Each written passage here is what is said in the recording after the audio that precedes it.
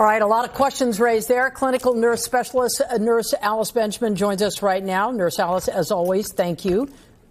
Thank you for having me. Today's announcement, obviously a big change in policy, but what about families now with children who can't get vaccinated at this point, children who are under 12 years old? Well, I think one of the most important things that we know is that these vaccines are working. The science has told us that if you've been fully vaccinated, you are now very unlikely to get sick from COVID, unlikely to transmit the virus, and unlikely to die from COVID. So those are the important things. Now, we do know that there are some people who are still not eligible for the vaccine or who still haven't been able to get the vaccine. And so as long as they are surrounded by people who are vaccinated or who are still taking precautions, then we can protect those people. So while I'm excited to hear about these new CDC guidelines, and might I add, they are guidelines, not mandates. I think we still have some homework to do. We have some structures and processes to put in place so we can effectively and safely roll this out. Hypothetical situation. If you have a 5-year-old, let's say, and obviously that child has not been vaccinated yet, and you want to go somewhere out to a gathering, what should you do at that point? Should you wear a mask? Should you social distance? Should you have a mask on your child?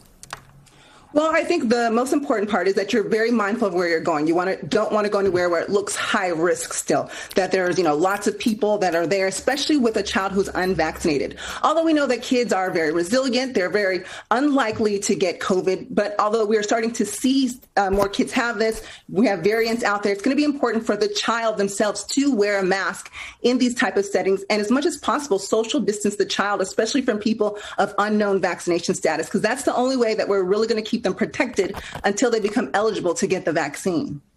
Nurse Alice, the term is if you have been vaccinated. So the question becomes, how do you know who has been vaccinated, who hasn't been vaccinated? I mean, it really is sort of the honor system, isn't it? It is definitely the honor system. And so while I was, again, excited about this announcement, I wish it would have been something more along the lines of, at a future date, we will be able to do this. This would have given all of the states and counties and respective areas the opportunity to put structures and processes in place to make sure that we can validate who has and hasn't been vaccinated. So currently, unless you have your vaccine card, this is the only proof that you have. And by the way, if you haven't already, make sure to give your doctor a copy of this and to make sure it's in your personal medical record in case you lose this.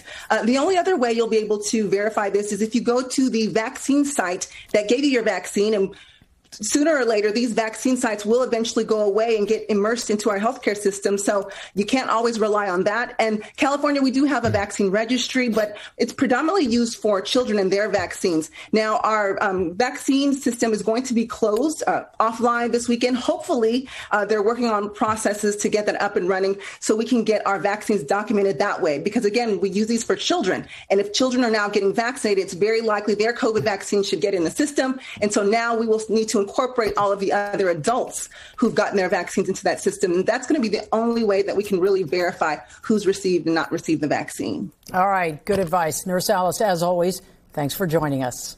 Thank you. If you have concerns about getting your child